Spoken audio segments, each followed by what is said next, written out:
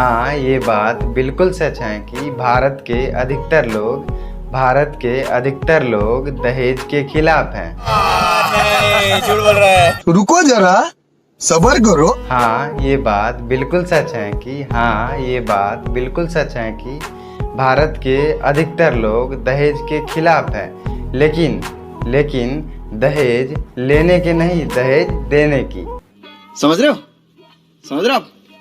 हो ना? तो दोस्तों, आज हम ऐसे टॉपिक पर चर्चा करेंगे जिसका सीधा ताल्लुक शादियों से है। जी हाँ, शादियों से, एंड जिनका शुभ नाम है दहेज प्रथा। दहेज प्रथा एक ऐसी प्रथा है जिसकी चलनसार, जिसकी रीति रिवाज, जिसकी परंपरा आज से ही नहीं बल्कि सदियों से होते आ रही है, जो कि वर्तमान काल में यह एक विकराल रूप धारण कर लिया है। इसका विकराल रूप तो हम लोग बाद में देखेंगे, पहले चर्चा कर लेते हैं दहेज के बारे में। तो दहेज एक ऐसा उपहार है जिसकी चाहत हर मनुष्य की रगों में बहता है। यह घर घर की कहानी है, जैसे कि माता पिता, भाई बहन, दोस्तों, रिश्तेदारों, सभी को किसी न किसी प्रकार से एक्सपेक्ट रहता है दहेज को लेकर, उम्मीदें रहती है। किसी को अपने भाई से, किसी को अपने बेटे से, किसी को अपने दोस्तों से, एंड रिश्तेदारों और समाज में दहेज को लेकर चर्चा का विषय तो बनना ही चाहिए। मानो ऐसा कि दहेज गॉड गिफ्टेड हो, यानी भगवान द्वारा सभी लड़कों को दहेज वरदान में मिला हो। सिर्फ तुम्हें छोड़कर। क्या? हाँ, सिर्फ तुम्हें छोड़कर। कौन? बेवकूफ, इतना भी समझ नहीं है कि मैं कौन बोल रहा हूँ? देख नहीं रहा है कि आकाशवाणी हो रहा है? तो भगवान, मैंने क्या बिगाड़ा है आपका? मैंने कौन सी गलतियां की? अभी गलतियां ही तो कर रहे हो अपने लिए दहेज के बारे में। गलतियां? हाँ, समझ जाओ, इंसान के लिए इशारा ही काफी है। समझ जाओ। अच्छा, तो हम दहेज के बारे में खुद ही वीडियो बना रहे हैं। हमें क्या, हम तो आदर्श विवाह करेंगे, सोच लिए हैं पहले से, बिना दहेज का। बस लड़की मिल जाना चाहिए। मस्त जोक मारा रे, ये हंस रहे हलकट हंस। समझ रहे ना? अच्छा, बिना दहेज का। हाँ तो क्या, चल झूठा कहीं का। क्या झूठा? सुने परसों लड़की वाले आ रहे देखने के लिए तुम्हें, और घर में दहेज का प्लानिंग अभी से ही चल रहा है, और बोले बिना दहेज का। और बोल रहे हो आदर्श विवाह। वाह! अरे वीडियो बना रहे हैं तो बनाओ, ये भी बताओ। चुप रहो ना, चुप थोड़ी देर के लिए। नहीं चुप होगा, हम बता देंगे भाई सबको वीडियो में। भगना नहीं बंद करोगे तो आ जाओ, बता दो। बताएगा? बता दो, आ जाओ, आओ तो। रुको, हम खुद आते हैं लेने के लिए, आ जाओ। 1 मिनट रुकिए, पॉज कीजिए वीडियो को।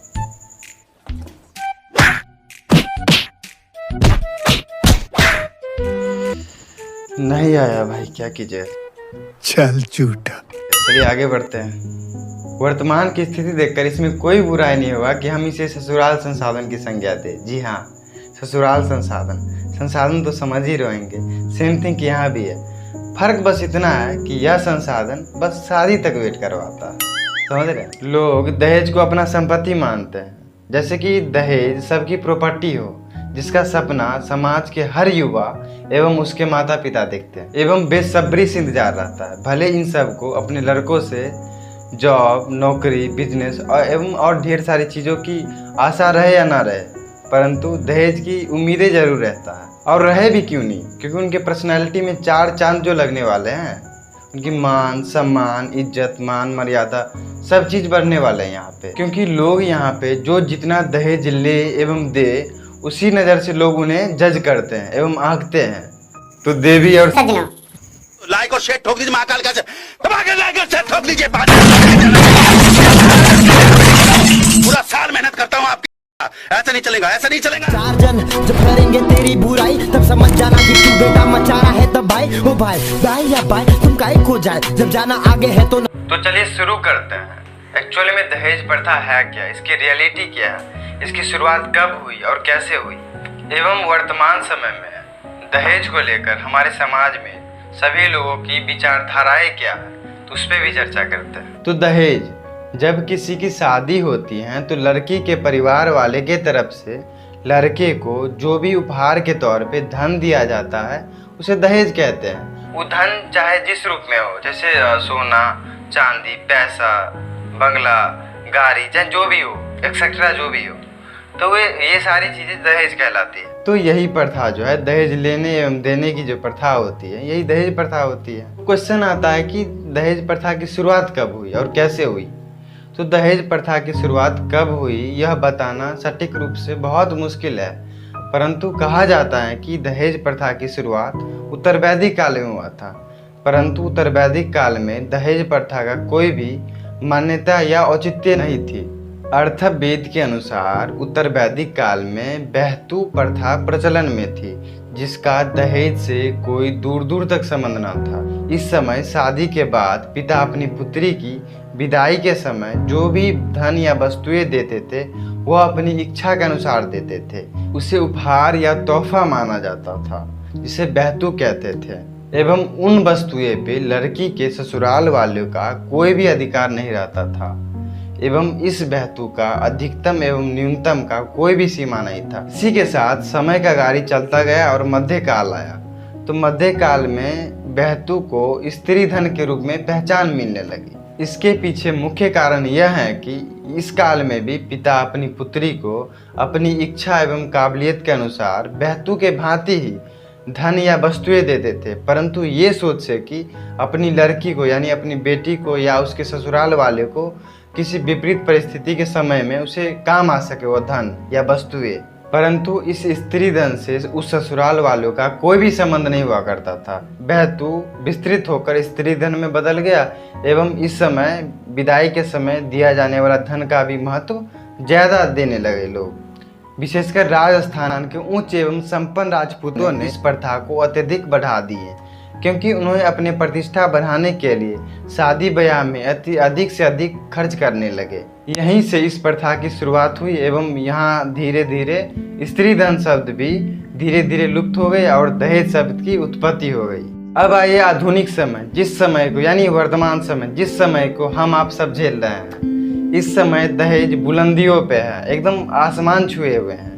वर्तमान समय में दहेज की विचारधाराएं तभी उत्पन्न हो जाती हैं जब एक बेटी की जन्म होती है। जन्म के समय से ही माता पिता को अपनी बेटी के प्रति शादी, ब्याह, दहेज और न जाने कितने सारी भावना जागृत हो जाते हैं। भले लोग ये सारी बातें खुलकर नहीं बोलते हैं, लेकिन यही सच्चाई है। और भ्रूण हत्या जैसे घटना का जिम्मेवार सिर्फ और सिर्फ दहेज है, इसकी वजह से लोग यह गलत काम करते हैं। अभी हमारे समाज में जिसको जितना ज़्यादा दहेज दिया जाता है उसे लोग उतना ही बड़ा, इज्जतदार एवं प्रतिष्ठित लोग मानते हैं। दहेज मान बढ़ाएगा, सम्मान बढ़ाएगा, फलनाना ढिमकाना और ढेर सारी चीज़ें। और विडंबना की बात यह है कि लड़की के परिवार वालों का सम्मान उसके दिए गए दौलत के अनुसार आंकते हैं, और लड़के वाले को तो बात ही जुदा है। अपने बेटे को तो सरेआम सौदा करता है, और सरकारी नौकरी वाले को तो बात ही निराली है भाई। वैसे हम लोग भी हैं सरकारी। जिसको जितना बड़ा पोस्ट उतनी दहेज, यानी पोस्ट इक्वल टू दहेज, तो इस टाइप से होता है। और जैसे कि ऐसे होता है ना कि यहाँ पे कि जैसे कि अगर किसी का पुलिस में लगी नौकरी तो अलग रेट के हिसाब से, मतलब अलग अलग दहेज का मतलब रेट चलता है, यहाँ पे डिले होती है। जैसे कि पुलिस का 2 लाख 4 लाख जो भी है, मतलब ये तो नॉर्मल का 2-4 लाख मिल जाता है। पुलिस में है तो 5 लाख, बैंक में है तो कुछ और रेलवे में तो कुछ और, अगर दरोगा है तो कुछ और, एंड इंजीनियर है तो कुछ और, एंड ढेर सारी चीज़ें होती है। बैंक में हो, डॉक्टर हो तो और लूटते हैं भाई। तो कहीं ना कहीं मतलब ये सारी चीज़ें जुड़ी हुई रहती हैं, तो कहीं ना कहीं अलग अलग रेट बनी रहती है सबका। अभी तो चपरासी का भी खरीदारों का लाइन लगे हुए रहता है। तो सरकारी नौकरी का तो और ऊपर वाले पोस्ट का तो बात ही निराली है। तो समझ रहे हैं आप लोगों। मतलब व्यापार बन चुका है, मतलब शादी ब्याह दहेज एंड डिले होती है शादी में, इतना लाख इतने लाख, यह एक सौदेबाजी व्यापार बन चुका है। दहेज जस्ट लाइक फैशन यार, फैशन के तौर पे मतलब फैशन है।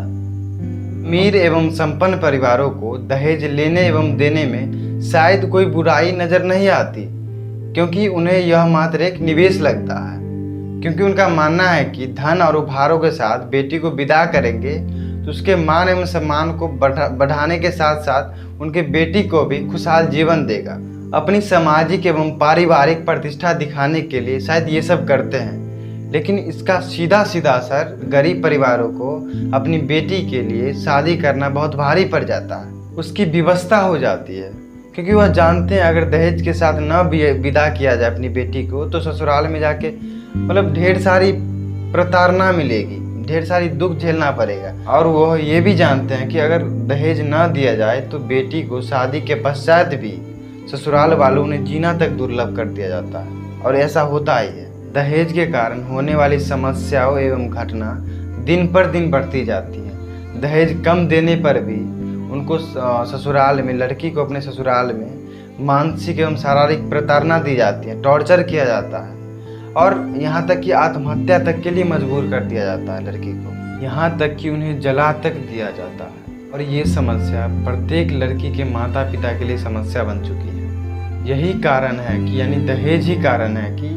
लड़की को उसके योग्य वर नहीं मिल पाता है, उसके योग्य लड़के नहीं खोज पाते हैं। प्रतिदिन ये घटना अखबारों एवं न्यूज में देखने को मिलता है, और न जाने सालों में कितनी घटना घटती होगी। अभी आप लोगों ने रिसेंटली एक घटना देखे होंगे, आयशा वाली देख सकते हैं, और दूसरी तरफ रसिका जैन वाला। तो रसिका जैन इन्होंने भी शायद 7 करोड़ इनका जो ससुराल वाले थे तो 7 करोड़ समथिंग दहेज को लेकर शायद यही मैटर था, तो इन्होंने भी सुसाइड कर लिया। तो ये क्या था कि ये हाईलाइटेड था, इसीलिए हम सब जान रहे हैं, यानी हम भी मतलब आप लोग को बता रहे हैं या आप लोग भी जानते होंगे। तो ये हाईलाइटेड हुआ तो इसीलिए हम जान रहे हैं, और न जाने कितनी ऐसी घटना होगी जो हम लोग तक वो सारी खबर नहीं पहुंच पाती है, बस वो अखबार बस वो बंद पन्नों में रह जाती है।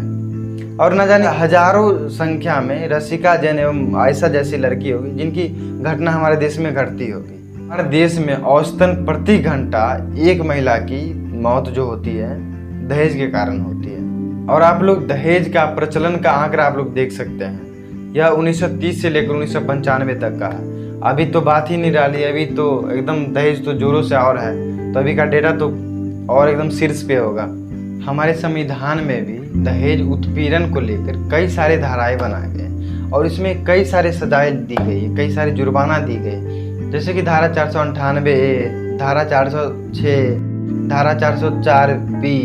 तो ये सारी धाराएं हैं। तो इसके तहत जो है बहुत सारी, इसके तहत जो किसी में 3 साल की सज़ा है, तो किसी में इतने कुछ रुपया का जुर्माना है, तो किसी में मतलब कुछ और का सज़ा का कैटेगरीज बांटे गए इसमें, मतलब अलग अलग तरीका का सज़ा दी जाएगी इसमें। तो इसके बावजूद भी हमारे समाज में ये सारी घटनाएं घटती रहती हैं। और दहेज निषेध अधिनियम 1961 के अनुसार दहेज लेने एवं देने वाले को 5 साल की सज़ा एवं 15,000 रुपया का भी प्रावधान किया गया। मतलब 15,000 रुपया जुर्माना एवं 5 साल की सज़ा की मतलब सज़ा दी गई है। इसके बावजूद भी मतलब ये सारी चीज़ें हो रही हैं, जब लेने एवं देने दोनों को भी मतलब सज़ा दी गई है, संविधान में लिखा गया है, उसके बावजूद मतलब ये सारी चीज़ें हो रही हैं। तो मतलब सोच सकते हैं आप लोग कितना करप्ट है।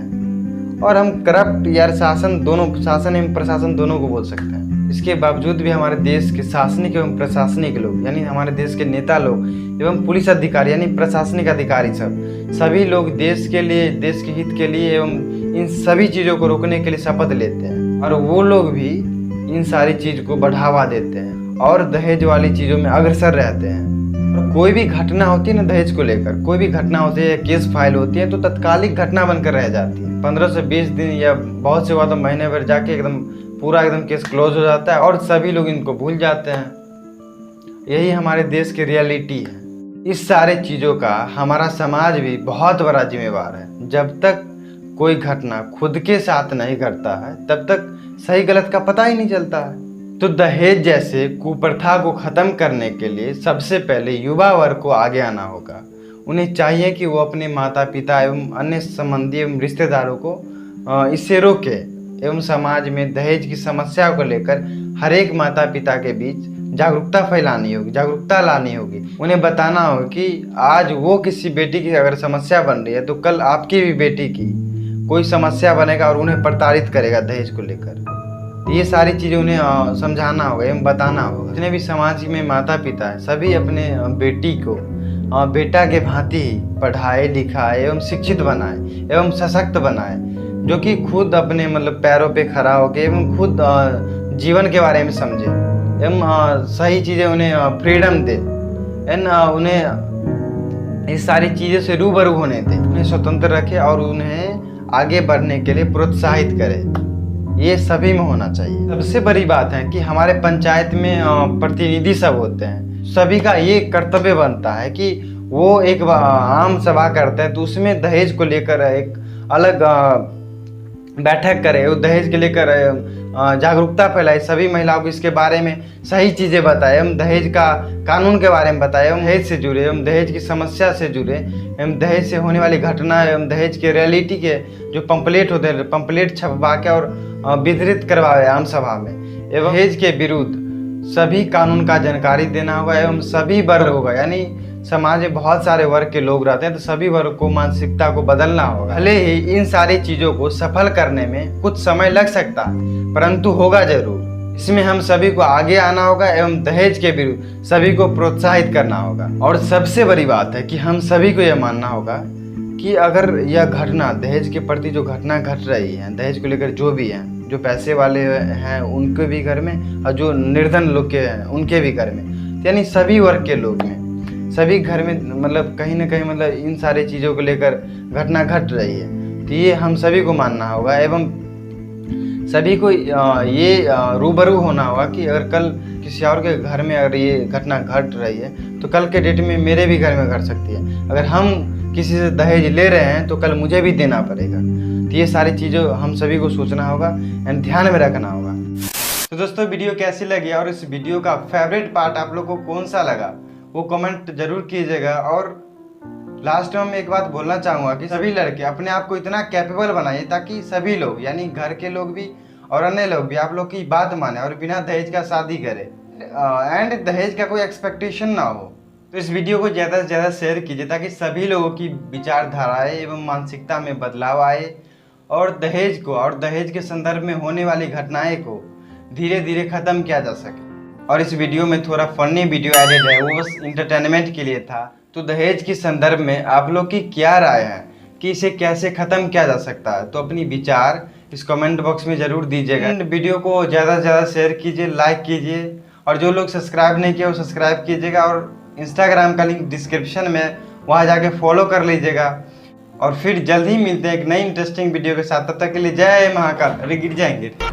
जिंदगी में प्रेशर कम नहीं होगा मेरे भाई, बड़ा सपनों का साइज तो बड़ा प्राइज और सैक्रिफाइस। मत दे तू सबकी राय, कोई नहीं चाहता है भलाई।